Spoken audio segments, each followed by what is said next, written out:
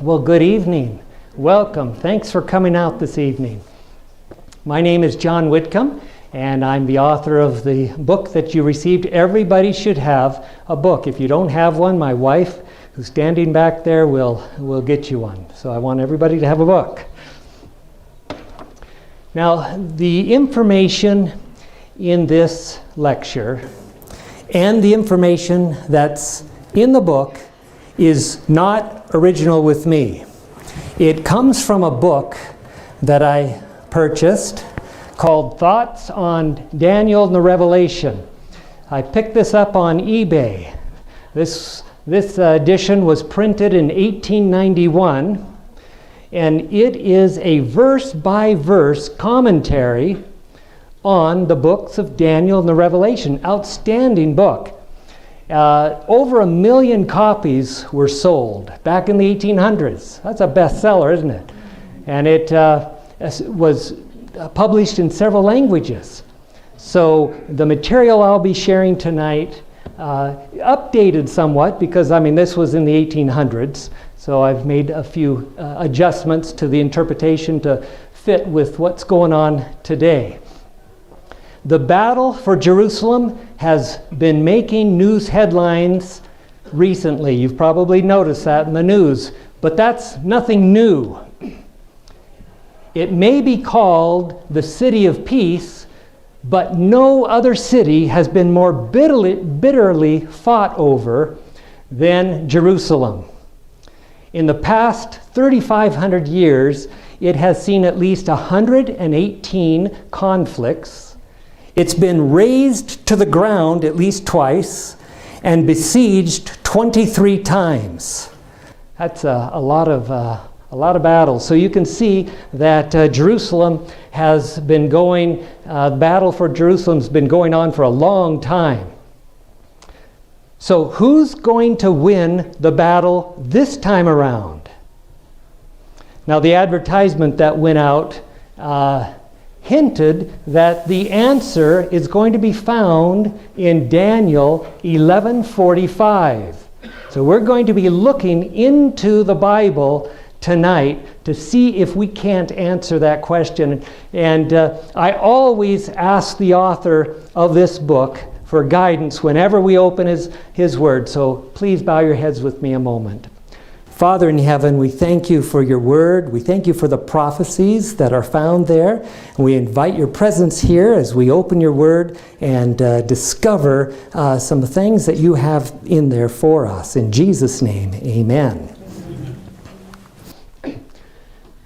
On December 6, 2017, the United States President Donald Trump declared that Jerusalem was the capital of Israel. Now, back in the 7th century AD, Muhammad, that's the prophet for Islam, he declared that Jerusalem would be the final capital of the Islamic Caliphate, making it the capital of Islam. And the day after President Trump made that announcement, this article was published, and it says, Jerusalem is the capital of the future caliphate. And this is a statement in the Hadith where Muhammad prophesied about Jerusalem. He said that the caliphate would be in Constantinople, and then it would go from Constantinople to Jerusalem. Well, it was in Constantinople for about 472 years, and now it's located nowhere, and they want to put the caliphate in Jerusalem. So, whose capital will Jerusalem be? Islam's or Israel's? Now, there's a website online. It says, Keep Jerusalem United. And you can sign the petition there. There's approximately 750,000 people have signed this already, because Israel wants Jerusalem to be their capital, and the evangelical community around the world wants Jerusalem to be the capital of Israel because they want to see a third temple built there. But the United Nations, they voted overwhelmingly to condemn President Donald Trump's decision to recognize Jerusalem as the capital of Israel, despite threats from the U.S. to pull funding from the world body. And then 1 week after Trump made his announcement, Erdogan, he's the president of Turkey, he called together 57 nations, and they had a summit. And they said, They said that they declare that East Jerusalem is Palestinian capital. See, they condemned the decision that Trump made. And that's, Erdogan is the president of this 57 nation confederation. And then it says the Turkish president would visit the Vatican in January to discuss the status of Jerusalem. And that, of course, took place last month. And it says the leaders met for an unusually long 50 minutes compared with the typical half hour for papal encounters with heads of state. That was reported in the Wall Street Journal, February 5. Declaring Jerusalem to be Israel's capital, he says, such a step for every Muslim is a declaration of war on all Muslims. And there were days of rage across the globe just for that announcement.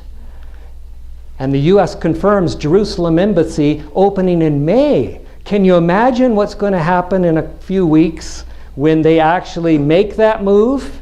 If there was such chaos just over the announcement? Islam knows that they are to rule the world from Jerusalem. They know that because that's what their sacred writings teach them. Now, listen to what they're saying.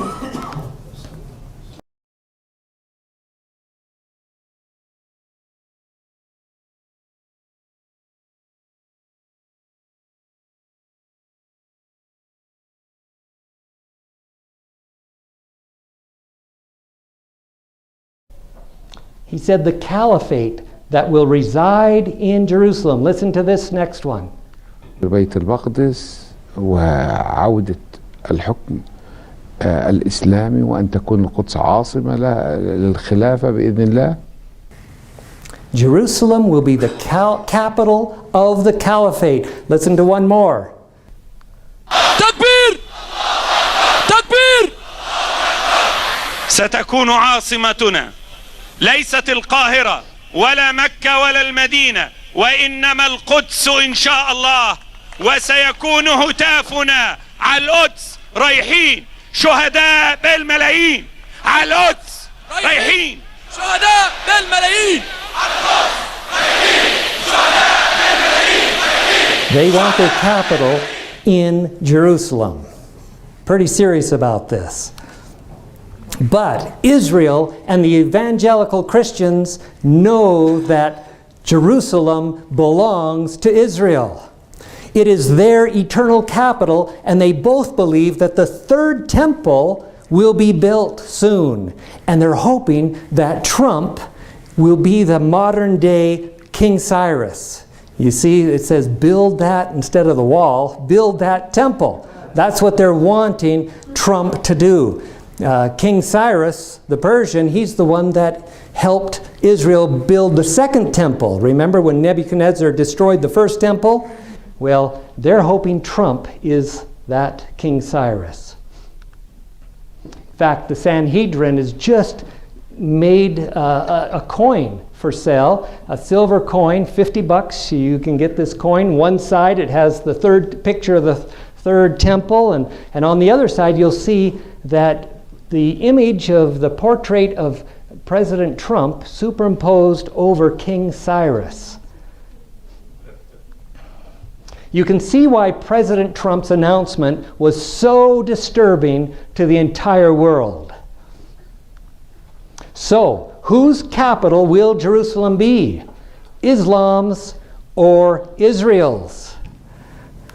Now we're going to take a little poll here. This is an opportunity for you to take out your cell phone. If you have a cell phone, it's the time to turn it off so it doesn't make any noise, you know. But if you will pull out your cell phone, all you have to do, because we're going to take a poll of those here right now.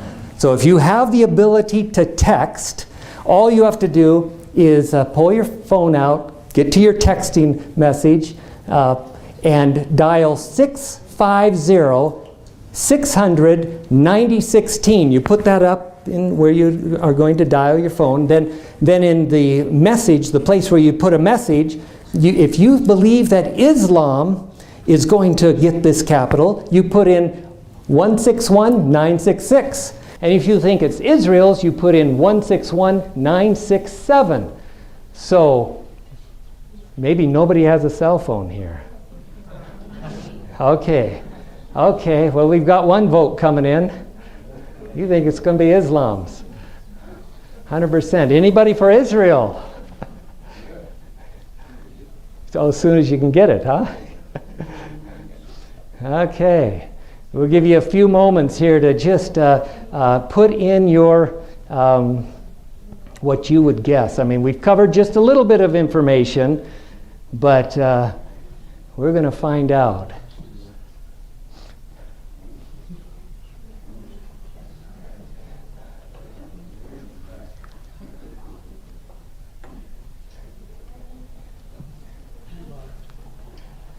The phone number is 650-600-9016.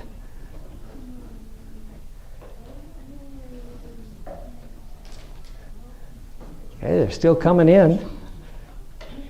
Everybody do their vote yet? Anybody still need another moment? Another moment? Yeah, I got to learn how to use my I see. Yeah, first time you've ever texted, huh? Okay. Well, okay. It looks like there have been a few folk who maybe have read my book here, and so I should have said only those vote who haven't read the book, huh? Okay. Well, let's go on here. You can still put it in, and I'll be able to access this later. There is only one person who knows the answer to this question, and that's God. Isaiah 46:10 says, declaring the end from the beginning and from ancient times the things that are not yet done, saying, my counsel shall stand and I will do all my pleasure. And when God tells a prophet to write in a book things that are not yet done, we call that prophecy. There's a book in the Old Testament called Daniel, which was written by the prophet Daniel, and Jesus himself called Daniel a prophet. Look at this, Matthew 24:15. It says, when you therefore shall see the abomination of desolation, spoken of by Daniel the prophet, stand in the holy place. Whosoever readeth, let him understand. So Jesus called Daniel a prophet. And he also said he wants us to understand this book. So that's what we're going to try to do this evening. Book of Daniel was written in the 6th century BC. Significant world history from that point in time forward is recorded in this book, recorded before any of it transpired. Daniel 2 has a fascinating vision. In fact, Nebuchadnezzar, he had this dream, and when he woke up in the morning, he couldn't remember what he dreamt, but he knew it was significant. So he called all his wise men together, asking them, tell me what I dreamt last night and the interpretation. And they said, hey, no way, nobody's ever asked a king to do that. And he said, okay, off with your heads, you know. And Daniel happened to be one of the captives from Jerusalem. He was one of the wise men. And he said, what's the haste? Give me a night to do some praying and we'll see what God can give us. And so Daniel and his 3 friends spent the night in prayer, and God gave to Daniel the very dream that Nebuchadnezzar had dreamt the night before, and the interpretation. So he went back to Nebuchadnezzar and told him what that dream was. And of course, Nebuchadnezzar remembered, yes, that's exactly what it was. And it was an image of a tall metal image of different types of metal. And it struck, there was a big stone that came out, struck the image on the feet, and destroyed it all. And he wanted to know, what is all that about? Well, Daniel gave him the interpretation. And Daniel told Nebuchadnezzar that he was the head of gold. And so Babylon, the kingdom of Babylon, was the head of gold. And then there would be another kingdom that would arise. And that was Persia. That was the arms, chest of silver. Then the belly and thighs of brass was Greece. And then the legs of iron was Rome. And then the feet of iron and clay was the division of Rome into modern day Europe, the 10 toes there of that image. And then this stone came and hit the image on the feet. In the days of these kings, it said, this stone would strike. And this stone was, according to what Daniel 2 says, was God's kingdom, would fill the entire earth. That was what the prophecy was. And there's an image that we're planning to construct. I'm on a committee that's making these plans right now. It's going to be 90 feet tall, and we're going to be putting this image in Times Square there in New York.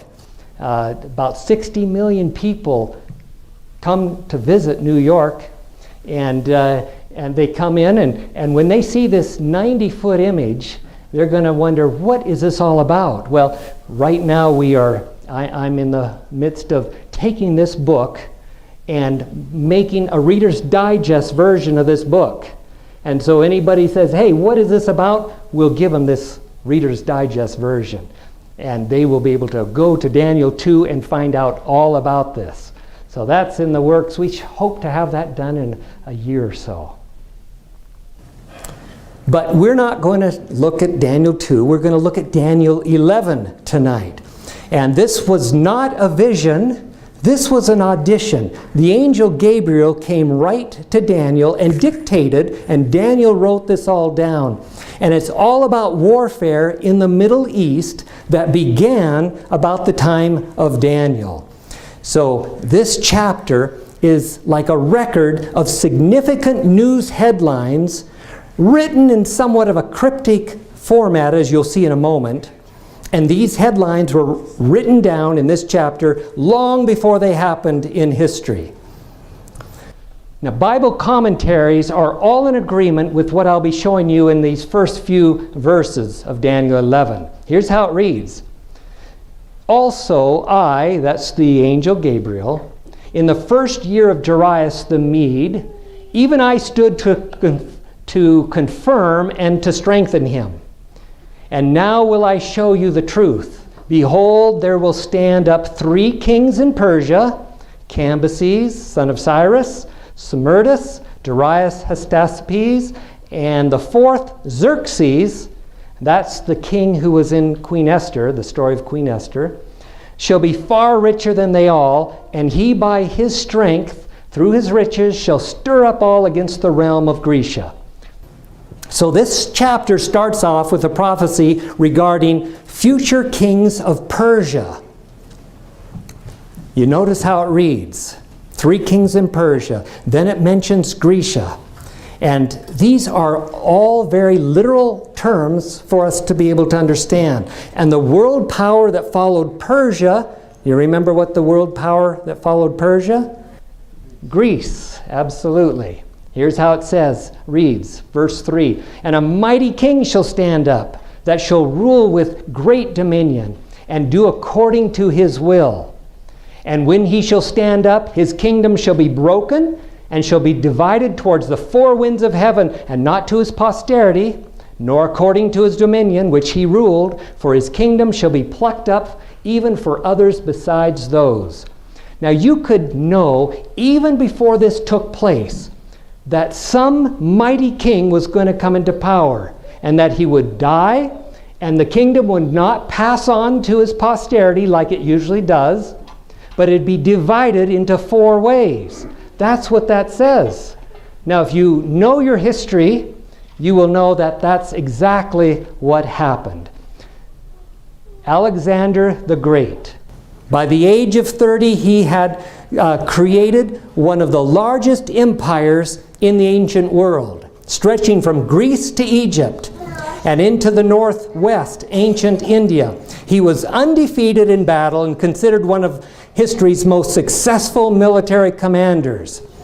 And then at the height of his power, at a young age of 32, he died without a viable heir to the throne. And his 4 generals divided his kingdom between themselves.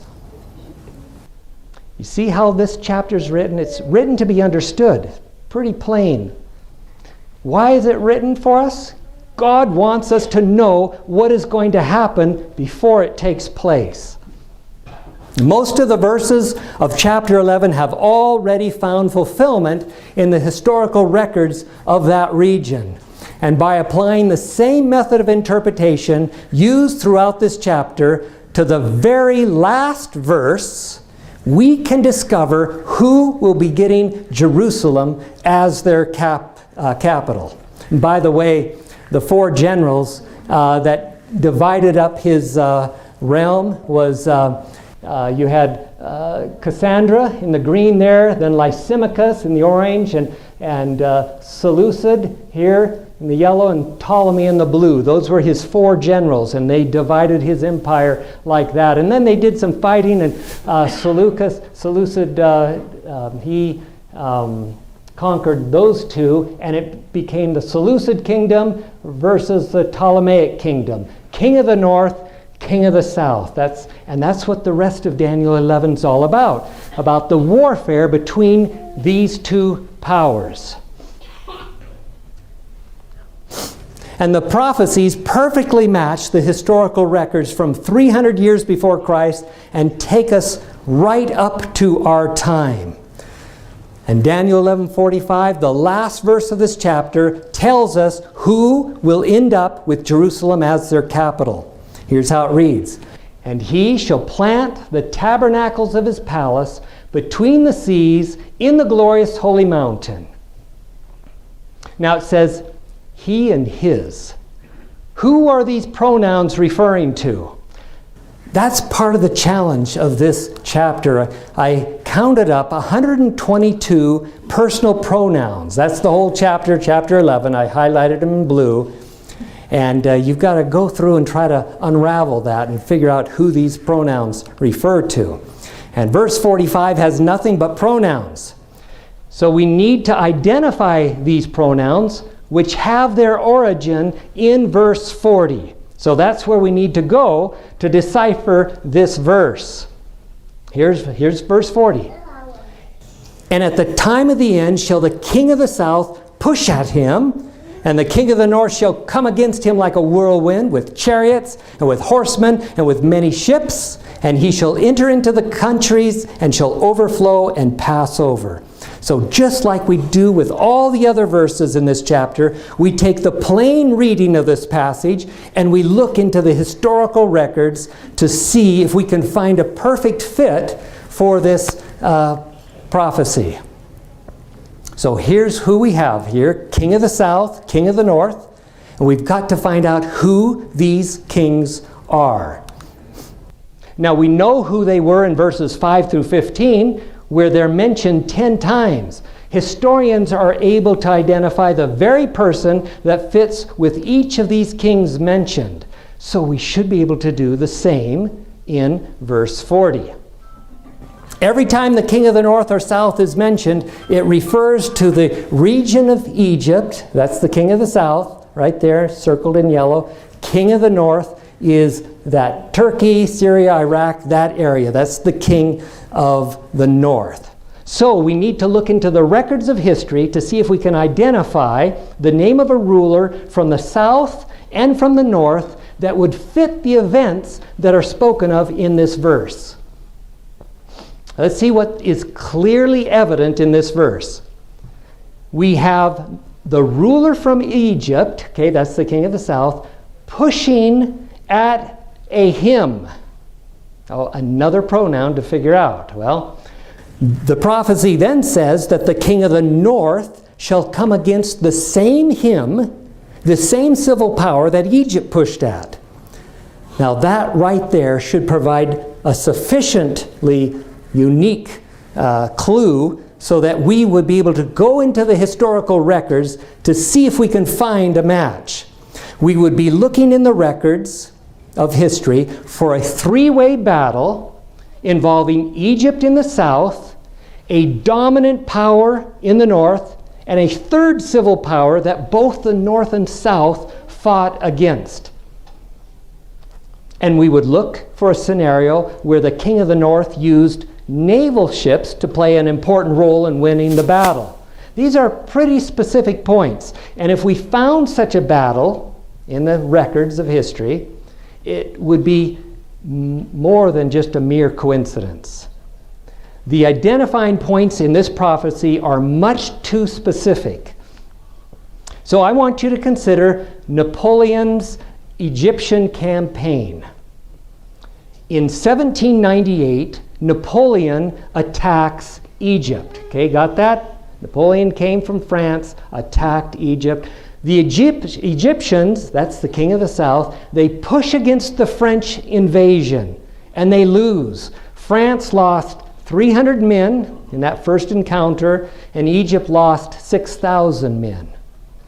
Then the Caliph of the Ottoman Empire, located in the north, declared war against Napoleon after Napoleon captures Egypt and most of Palestine. And Napoleon only made it as far north as Acre, which is in North Palestine, when he was stopped by the Ottoman Empire, who came at him like a whirlwind.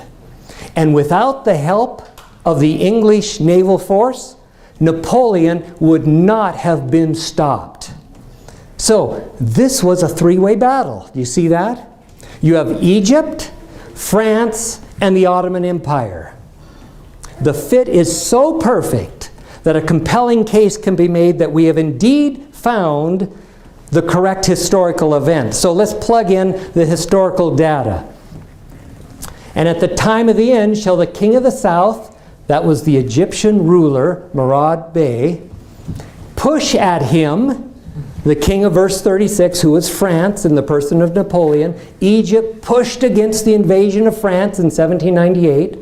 And the king of the north, that was Caliph Selim III of the Ottoman Empire, shall come against him. The Ottoman Empire declared war on France in 1798, like a whirlwind with chariots and with horsemen and with many ships. Lord Nelson's English fleet of ships supported Turkey in its war with France.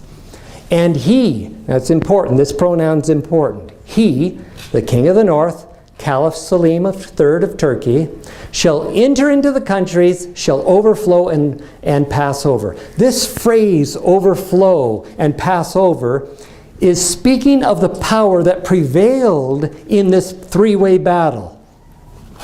Just described. And history records that the Turks prevailed. Thus we can be certain that the identity of the pronoun he in this sentence is the king of the north.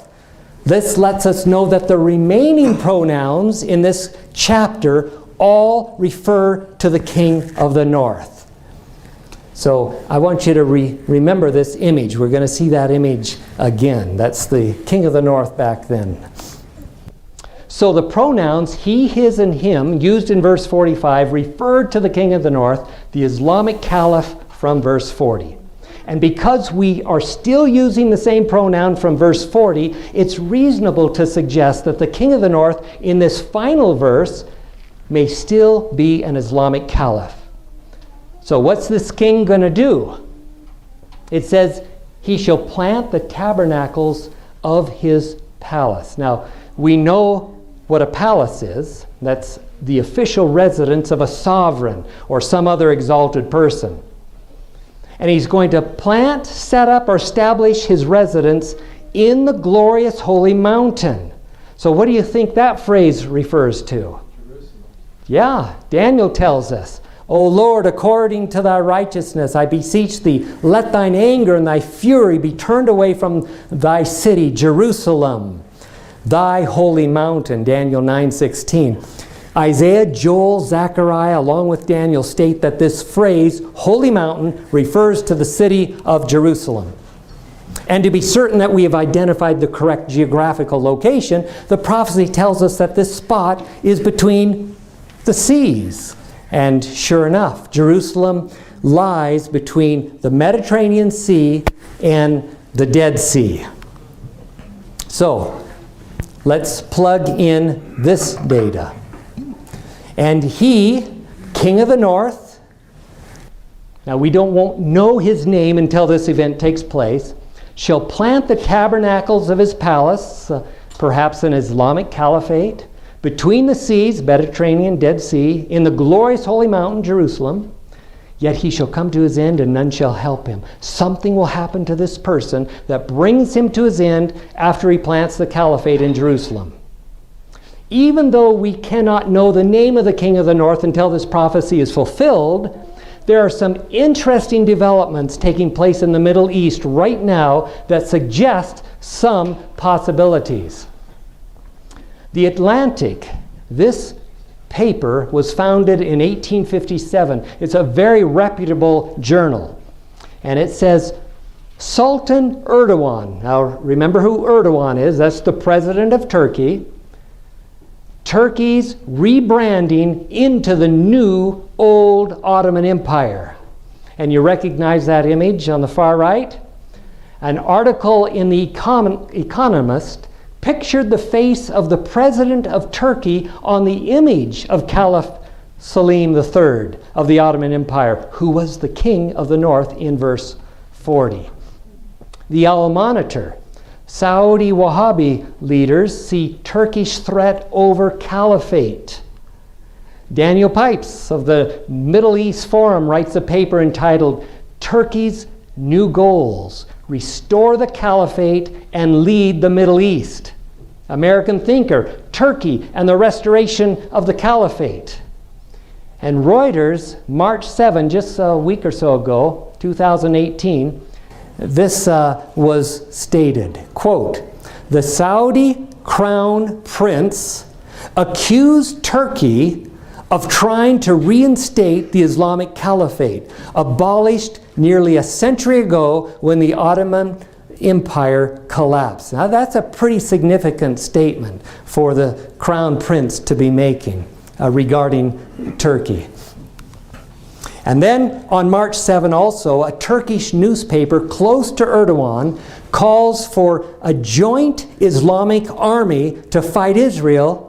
And this was reported in the Jewish News Syndicate. The article called on the 57-member state of the OIC, remember I talked about that earlier, to form a joint army of Islam to besiege and attack the state of Israel. It notes that such a joint army will greatly exceed the Israeli army in manpower, equipment, and budget, and presents statistics to prove this. Remember, this group have attacked Israel 3 times, 1948, 1976, and 1967, right, wasn't it? 1967 and 1973. And look at little Israel right there, that little red spot. And there's the 57 nations that are wanting to form an army to take Israel out. Now, I have an 8-minute video clip that will catch you up on what the King of the North, President of Turkey, he's the current King of the North, what he's been up to. Now, this narrator speaks a mile a minute, but he covers some important territory, so I want you to listen carefully as we play this. On April 16th, the Turkish people went to the polls to show their support for a landmark constitutional referendum. And by Turkish people, I mean barely more than half the Turkish people. And by constitutional referendum, I mean resurrection of the Ottoman Empire. Yes, a minute majority of Turks have bestowed sultan-like powers to Turkish President Recep Tayyip Erdogan. He now has the power, nay, the right, to issue decrees, declare emergency rule, draw up budgets, to appoint ministers and top state officials, to dissolve the parliament, and in general overhaul the entire governance system into an executive presidency model that abolishes the office of prime minister. It also allows Erdogan to stay in the presidency until 2029, aka for life. Still, you might be thinking that this is just a consolidation of power, typical of any secular dictator. But the fact is that this is something else entirely. It is a very serious changes are underway for Turkey's future. This referendum was the culmination of a 30-year campaign by Erdogan to not just accumulate supreme executive power, but to remove any obstacles to Islamic rule of Turkey. As one Turkish writer puts it, what this presidential system looks like is the Islamic Caliphate system in terms of its mechanism. I think Erdogan clearly sees himself as the founder of the new caliphate, the world Islamic government, with Turkey at its center. The Turkish Ottoman Empire was the last legitimate Sunni Islamic caliphate, ruling over nearly the entire Arab world for 400 years until it was dissolved following defeat in World War I. That's when Mustafa Kemal Ataturk, the George Washington of Turkey, established the Republic of Turkey, a secular, Western-style nation-state, putting in place severe restrictions designed to keep Islam out of the political process at all costs, with the military being, quote, the guardians of democracy, charged with overthrowing the government when it veered too far from the path Ataturk had set. Erdogan's entire career has been defined by an effort to roll back these restrictions, and with this recent referendum, he's finally achieved his ultimate goal. Turkish President Recep Tayyip Erdogan once said, "Democracy is like a streetcar. When you come to your stop, you get off." Back in 1997, Erdogan was a member of the Islamic Welfare Party when it was ousted by the Turkish military and banned from politics for 5 years, and he actually spent time in prison for espousing violent Islamist rhetoric. He was released in 2001, and that year led his new party, the AK Party, to electoral victory. Since then, he has systematically purged civic life of anti-Islamists and totally destroyed the military's ability to be a check on Islamist ambitions. According to The New Yorker, in 2007, police arrested the first of hundreds of people whom the government accused of forming a secret organization devoted to keeping Islamist aspirations in check. The case spread to include not just former military and police officers, but also academics, journalists, and aid workers, the core of the opposition to the new Islamic order. In all, some 600 people were convicted, including scores of senior generals in the Turkish military and several prominent journalists. But that was just a light dusting compared to the deep clean that took place in 2016. The military coup d'etat attempt in July of that year was the deadliest in Turkey's history, and the first to have failed. The insurrection was put down, and after he restored order, Erdogan had the excuse he needed to implement the purge he'd always wanted. Over 97,000 public servants were dismissed, and a further 37,000 suspended. Legal action started against 103,000 people, of whom 41,000 are remanded in custody. 158 media outlets were closed, including 60 television and radio stations. More than 150 journalists were arrested, and 10,000 members of the media have lost their jobs, and thousands are awaiting trial for tweets and other social media posts. The end result of this abortive coup was that Erdogan was more powerful than ever, and he had the justification he needed to rid public life of anyone who would stand in his way. It couldn't have worked out better if he'd planned it all himself. Erdogan actually called the coup a gift from God, giving him the tools he needed to create what he called a new Turkey. Well, that new Turkey appears to be a throwback to the very, very old Turkey. As Prime Minister Davutoglu said in 2015 that Turkey will, quote, refound the Ottoman state, or as a parliamentarian tweeted, quote, the 90-year-long commercial break of a 600-year-old empire is now over. This is not just about Turkey becoming more overtly Muslim. This is about using Islam as a unifying force in the region and using historical precedent to reclaim land that once belonged to the Ottomans. It's well known that Turkey has long given aid to the Islamic State. Well, now they're using the problem they helped to create to lay claim to Middle Eastern lands, including the Iraqi city of Mosul and the Islamic State capital of Raqqa. But the Middle East is not the only place where Erdogan's Turkey sees room for expansion. Greece is also on the chopping block, with the Turkish nationalist leader saying if they, the Greeks, want to fall into the sea again, if they want to be hunted down, they are welcome. The Turkish army is ready. Indeed, Erdogan is distancing himself from all of Western Europe, a fact that became clear during the campaign leading up to this week's referendum. About 4.6 million Turkish migrants now live in Europe, with about half of those living in Germany. According to a recent study, assimilation into European society is not a priority for those Turks, with foreigners who come to live in Germany tending to remain strangers even after 50 years and 3 generations in some cases. This is a state of affairs that Erdogan has no problem with and in fact actively encourages, saying, yes, integrate yourselves into German society, but don't assimilate yourselves. The place in which you are living and working is now your homeland and new motherland. Stake a claim to it.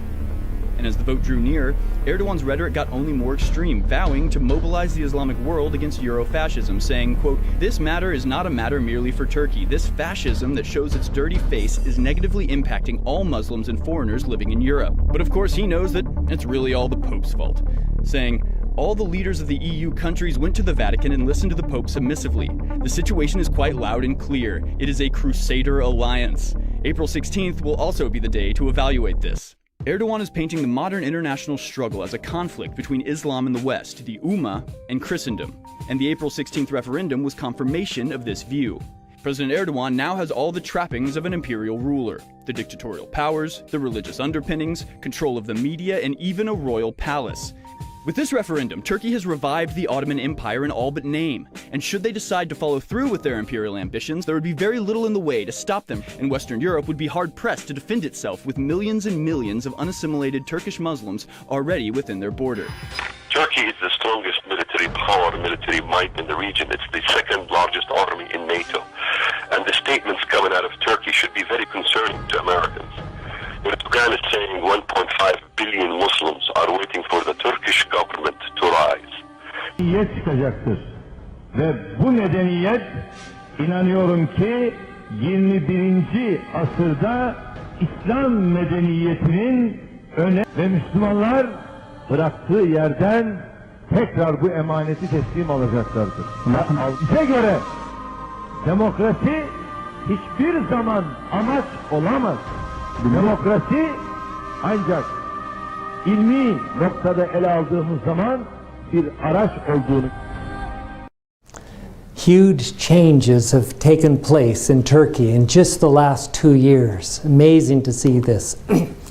And the book you received, I entitled Jerusalem Caliphate and the Third Jihad. And I wrote the manuscript for this book in 2010. And at that time, hardly anyone heard the term caliphate. Now it's a term widely used on news networks because of the rise and demise of ISIS in Iraq and Syria.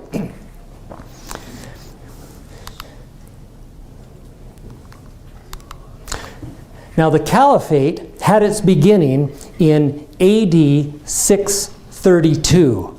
And it came to an end March 3, 1924. That's 1,292 years. The Muslim Brotherhood were formed in 1928 for the sole purpose of restoring the caliphate. And that's the stated mission of Al-Qaeda and ISIS. You can see why they want their caliphate, right?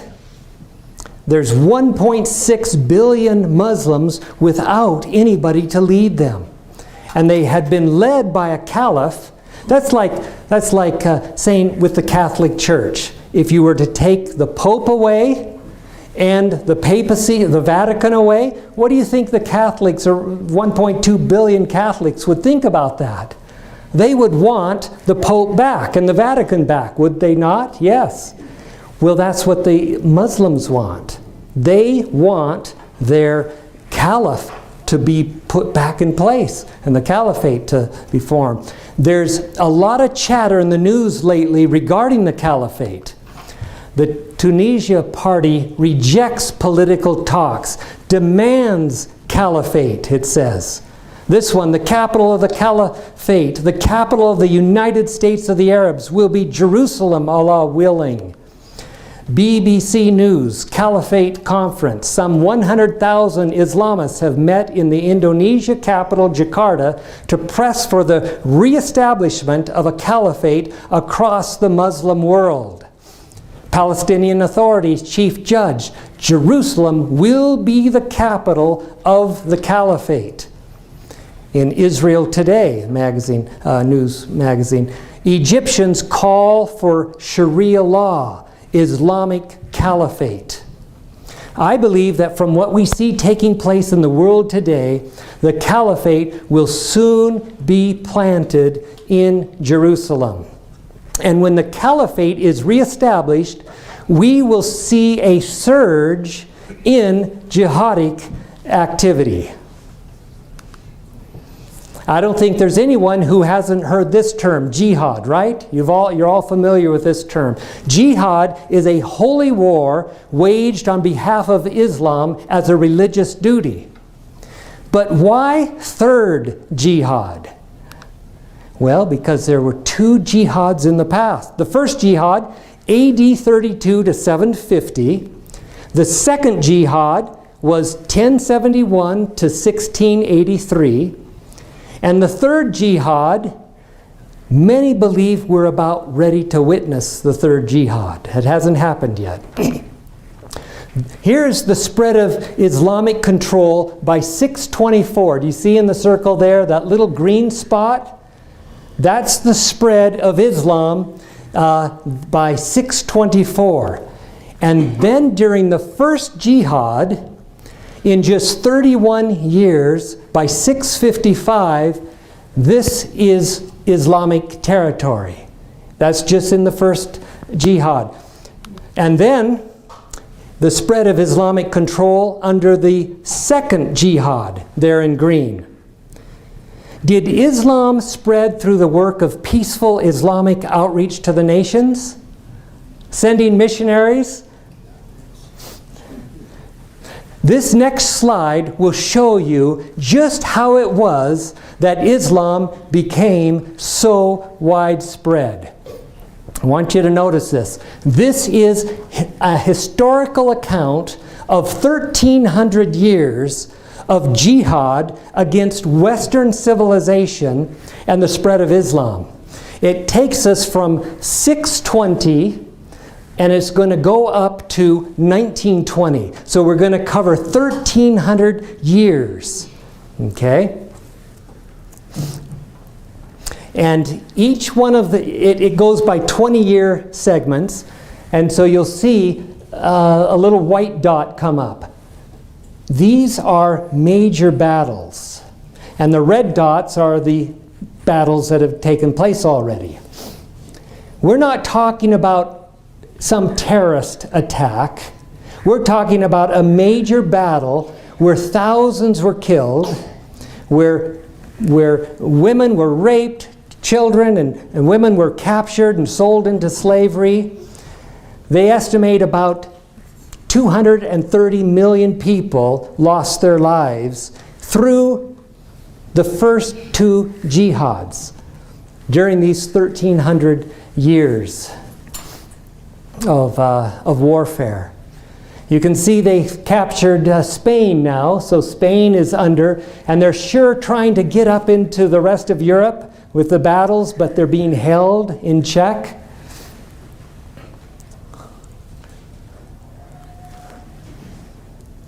Those little red dots represent a lot of suffering, a lot of grief. Now, from the 1,300 years of history, would you say that Islam was a peaceful religion? Just from this, what would you say? Okay. You see, they lost Spain, but every property that they've owned before, they believe it's still theirs. So they want it back. All right, so that takes us up to 1920. There we are. That was just the first two jihads. The third jihad is for world domination. The jihadist goal is to bring the entire world, they want the whole world in black. They want the entire world to be under Sharia law. And a jihad of this magnitude can only be called for by a sitting caliph. This is why Islamists are so intent on establishing the caliphate. The banner says, "Jihad against the USA is our religious duty." How so? Well, the Quran says, "O Prophet, make war on the infidels and hypocrites, and deal rigorously with them. Hell shall be their abode, and wretched the passage to it. Okay, the Quran is their holy book. They believe it was dictated by Allah to Muhammad. Now, you can't read this. You weren't meant to read this. But these are just a few of the Quranic verses that teach jihad as a religious duty. I'll just read one of them. Fighting is prescribed for you, and ye shall dislike it. But it is possible that you dislike a thing which is good for you, and that ye love a thing which is bad for you. Now, here are, this is the hadith. You've heard of the hadith. These are the sayings of Muhammad. This is as sacred as the Quran is. Okay, these are sayings of Muhammad.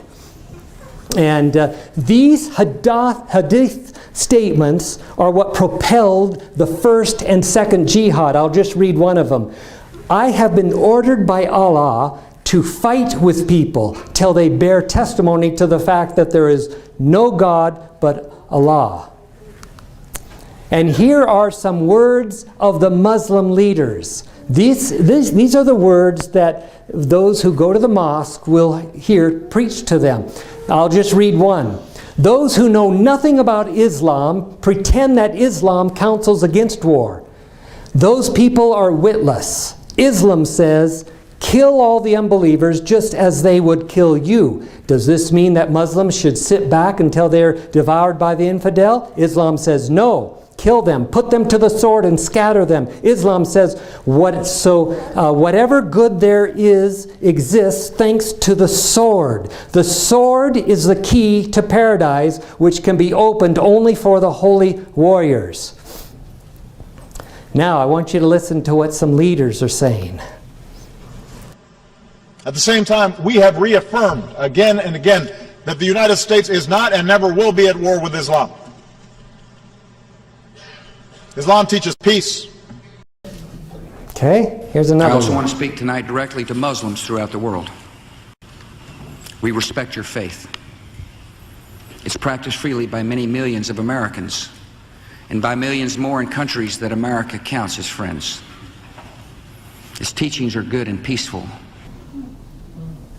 Okay, Islam. That is nonsense. Islam is a religion of peace. They are not Muslims, they are monsters.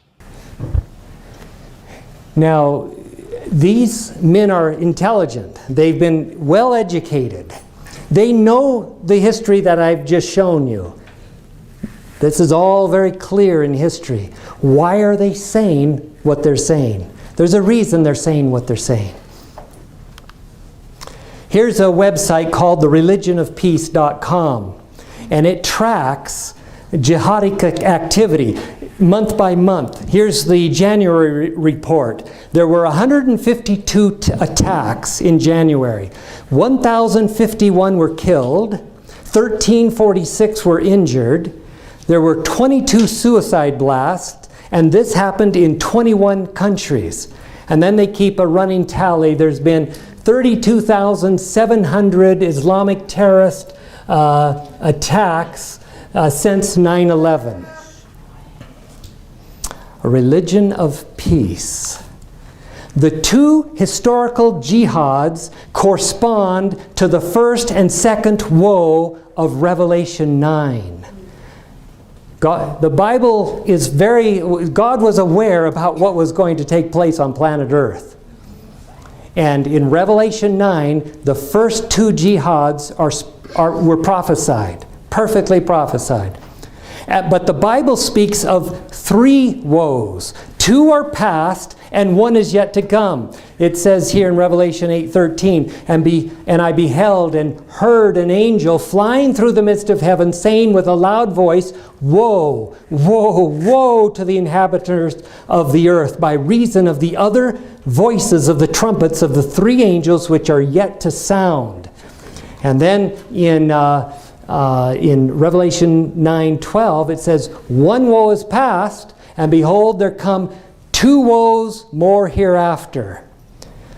These three woes are a big deal in Revelation for good reason.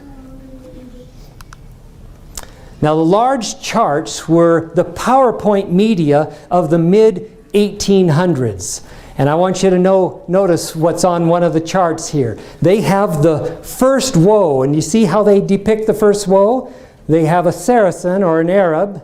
This is the Muslims of the first jihad with a spear. Then they picture the second woe, the second trumpet, or angel, there of the three woes. And they picture an Ottoman, a Turk, on a horse with a musket.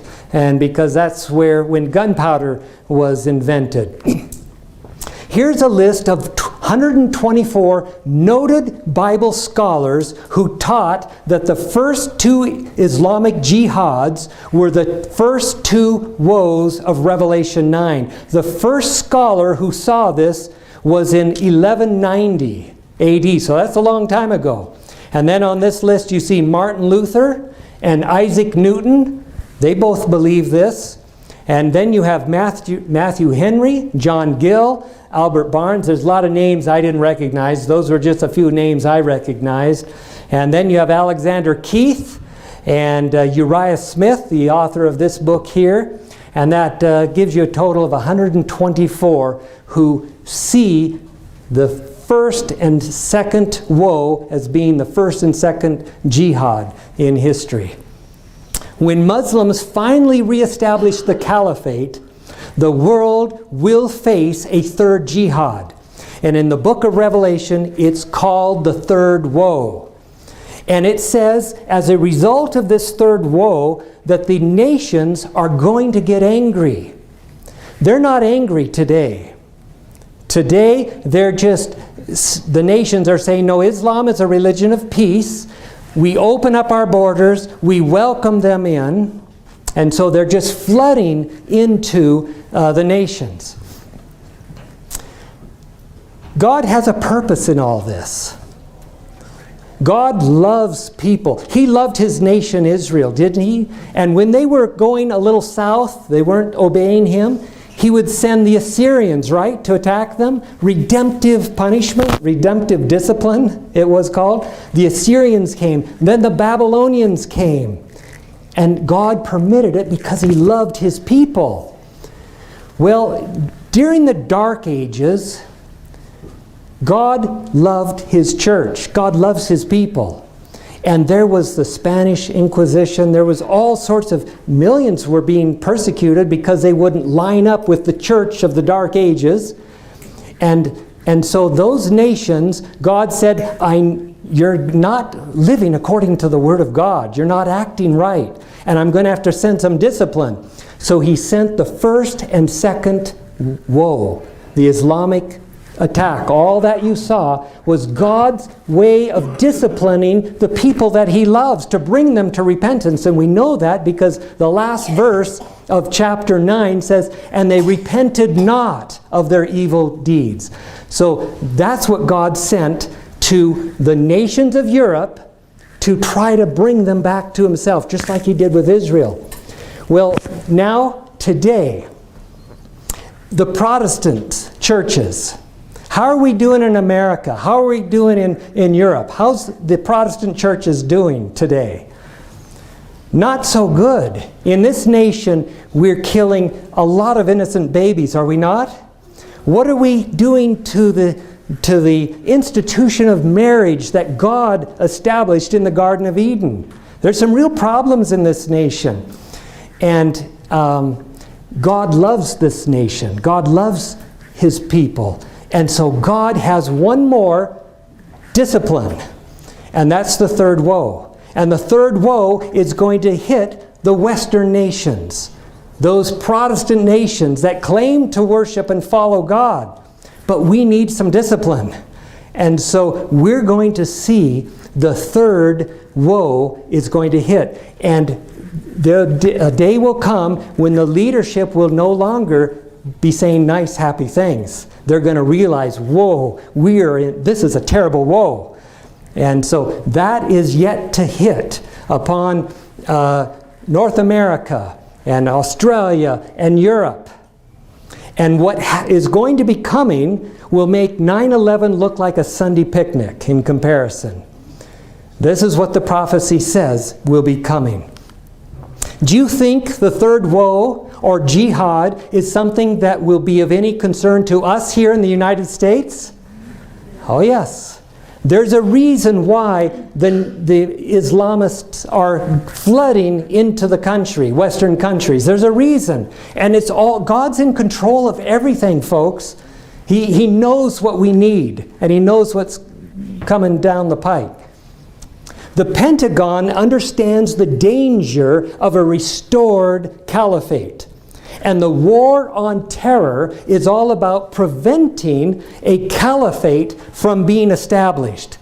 It says here, despite the Obama administration's abandonment of the phrase war on terror, the impulses encoded in it still powerfully shape Washington's policymaking, as well as its geopolitical fears and fantasies. It adds up to an absurdly modernized version of domino theory, this irrational fear that any small setback for the U.S. in the Muslim world could lead straight to an Islamic caliphate lurks beneath many of Washington's pronouncements and much of its strategic planning. That was reported in CBS News. An Islamic caliphate in Jerusalem is on the horizon, and it will be established if we are rightly interpreting the Word of God. According to Daniel 12:1, this will be followed by a horrendous time of trouble such as this planet has never witnessed. Do you have your bunker ready? In Daniel 12:1, it tells us how to survive this coming crisis. You see, it says, and at that time, it says right there, Daniel 12:1, at that time. What time are we talking about? Well, Daniel 12:1 is the verse right after Daniel 11:45. And so at that time, at the time that the caliphate is planted in Jerusalem, at that time, there shall be a time of trouble such as there never was since there was a nation, even to that same time. And at that time, thy people shall be delivered, every one that shall be written in the book. Right there is our crisis bunker. We must have our name written into that book if we want to be delivered. And chapter 7 of the book that I gave you, that's the most important chapter in the book. And I talk about how to get your name written in the book, because it's one thing to know all about what's coming. It's another thing to be ready and prepared. And the only ones who are going to be delivered from what's coming are those whose names are written in the book. So you've got to get your name written in the book. And I got a little book back there for you called Happiness for Life. I want you to pick up one of these. Yes, as you leave, pick up one of these. This is all about how you get your name written in that book so that you can be delivered from this horrendous time that's coming. This book there's only 90 pages from chapter 1 to chapter 7, and so you can read it almost in one setting. Then there's an appendix of 65 pages. It's the appendix where the really important, meaty stuff is. So many times you just throw the appendix out, right? You don't worry about that. But I want you to read what's in the appendix too. Very important information. So according to the sure word of prophecy, the Bible tells us that in this upcoming battle for Jerusalem, Islam will win. But it's a short-lived win, because the prophecy says, yet he shall come to his end, and none shall help him. Then what happens to Jerusalem? You won't believe what the Bible has to say. Listen. This is in Zechariah 14. The Lord my God shall come down, and all his saints with thee, and his feet shall stand in that day upon the Mount of Olives, which is before Jerusalem on the east, and the Mount of Olives shall cleave in the midst thereof, and there shall be a very great valley. And the Lord shall be king over all the earth. In that day shall there be one Lord, and his name one. And then you couple that verse with a verse here in Revelation. Listen. And I, John, saw the holy city, New Jerusalem, coming down from God out of heaven, prepared as a bride adorned for her husband. And I heard a great voice out of heaven saying, Behold, the tabernacle of God is with men, and he will dwell with them, and they shall be his people. And God himself shall dwell with them and be their God, and God shall wipe away all tears from their eyes, and there shall be no more death, neither sorrow nor crying, neither shall there be any more pain, for the former things are passed away. Now, this is New Jerusalem. The Revelation actually gives the dimension. So I drew out the dimensions of, and put it right here, put the west end of the city right over Helena. And this is the size of Jerusalem, the city, the capital city of the universe. Okay, that's the size. It's not going to be in Montana. Where's it going to be? Right in the center of that city is going to be right where Mount of Olives is right now. And so this massive, when Jesus steps down on Mount of Olives, it becomes like a huge foundation, a huge plain. And then this city comes and lands right there, see?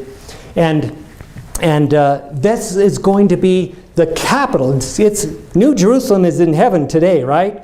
Well, that's not going to be the capital of the universe anymore. It's going to come down here, right here. And God will rule the universe from that spot here on planet Earth. Now, if you want more details regarding New Jerusalem, I want you to take home the free book on the back table called The Great Controversy. I've got a copy for everybody there. And the first chapter of this book is all about the destruction of Jerusalem by the Roman general Titus in 70 AD. That's chapter 1. And then the last chapter is all about New Jerusalem. And the chapters in between deal with the historical events that take place between these two Jerusalem events. Really important book. I want you to make sure you pick up a copy of that.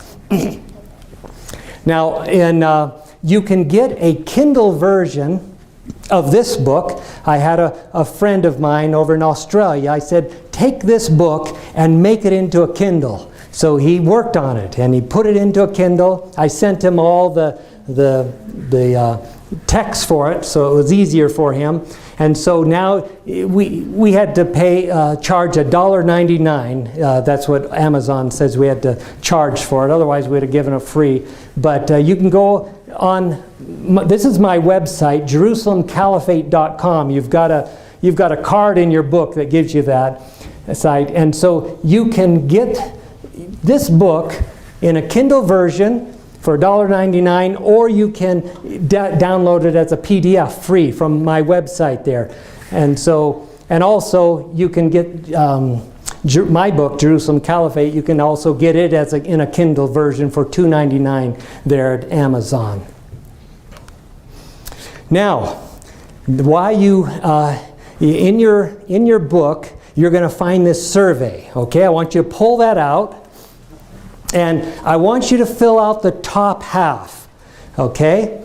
So I want you to tell me how you heard of this lecture. Either was it from the radio, or a mailer, or Facebook, or the paper, or some other. So fill that out. And then, Amazon gives you a 5-star rating, so give this lecture, tell me what the relevance is for you. 1 star, fine. But 5-star, that's even better. And the presentation, do a rating on there. And if you are interested and want to be notified regarding future lectures, put a check there. Or if you would like to join a Bible study, prophecy study group, put a check there and put your email. And if you want a copy of this lecture, it's being videoed. If you want a copy of that, just give me your email and I can send you the link. But I'll probably have it posted on my website in time. So anyway, if you would fill that out And if you just want to do the top part, just fill that out. And then fold it in half and then leave it at the back table. So I want to thank you for coming out tonight. And I don't know, what time is it now? 7:45. Oh, my wife is going to say I talk too fast. Okay, well, good. Well, I'm glad you came out. And just fill out your survey, leave it there. And if you need an extra book because you have an uncle in Texas that you want to send him a copy, pick up an extra copy if you wish. Yes? I recently moved from Fort Worth, Texas. We had an Arabic pastor who has written a textbook on the Islam religion, and of course he's a Christian and he witnesses to them. The confusion about is Islam peaceful or non-peaceful is Muhammad wrote two different versions, two stages of his religion. Some synagogues preach the first stage, which is peaceful, and the second stage is, well, you see, Muhammad wasn't getting enough followers fast enough. That's why he wrote the stage about, the jihad, the being violent and trying to kill people who won't convert. And so it depends on which synagogue you go to, what they're teaching, and that's why they believe that they're peaceful, while some of them are. Not. So don't vilify every Muslim because many of them are peaceful, but there are the elements of those who really believe what Muhammad said in his second and last. Good point. A good point. We're not vilifying any Muslim because there are millions of Muslims who are just as peaceful as you and I. What we're looking at and what she's saying is true. You had the Mecca text and the Medina text, and Medina text, and the teaching of Islam is that the later texts supersede the earlier text, and this is why you have had the first two jihads. During those first 1,300 years, you had a lot of conquering, because they knew that the later text superseded the earlier text. And so, but there are a lot of Muslims who don't read or don't follow what their sacred text says, just like there are Christians who don't act Christ-like, right? You have many cultural Christians who aren't living their faith. You also have many Muslims who are not living according to the Hadith and according to the Quran, because the Quran, if you take the later statements, require jihad, and that's why we see the first two woes and why we're going to see the second woe. But there are many Muslims who are lukewarm Muslims, and they're not following their text. But those who say that the ISIS and Al-Qaeda, no, those are the ones who are actually living as Muhammad lived. And as the Islamists lived for those first, 1,300 years. So they're not the radical and strange ones. No, they're actually the faithful Muslims. And they get very upset if you call them terrorists and not really Muslims. No, they are truly Muslims. Any other questions? Thank you so much again for coming out, and we'll see you at our next lecture or at Mr. Fist class.